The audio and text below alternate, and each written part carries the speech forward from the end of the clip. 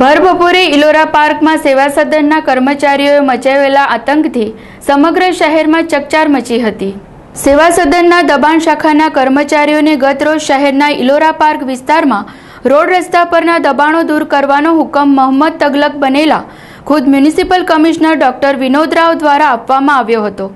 સમગ્ર શહેરમાં સ્માર્ટ સિટીના નામે શહેરની ગરીબ અને ભોળી જનતા પર જો હુકમી ચલાવાઈ રહી છે, ત્યારે મોહમ્મદ તગલકના હુકમથી ગત રોજ ઊંધું પરિણામ આવ્યું હતું।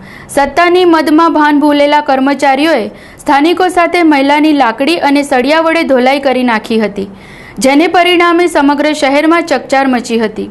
ઘટનાની જાણ સેવા સદનના વિરોધ પક્ષના નેતા ચંદ્રકાંત ભત્તુને થતાં તેમણે સેવા સદનના ભ્રષ્ટ અધિકારીઓને સમગ્ર ઘટના અંગે જવાબદાર ગણાવ્યા હતા।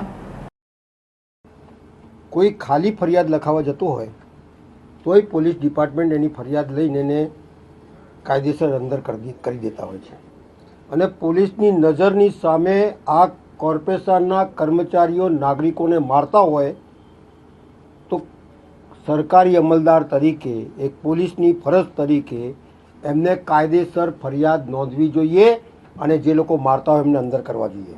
પહેલી વાત એ છે કાયદાનું કામ કરે। અહીંયા પોલીસ ડિપાર્ટમેન્ટ મુખ પ્રેક્ષક બનીને જોઈ રહી છે।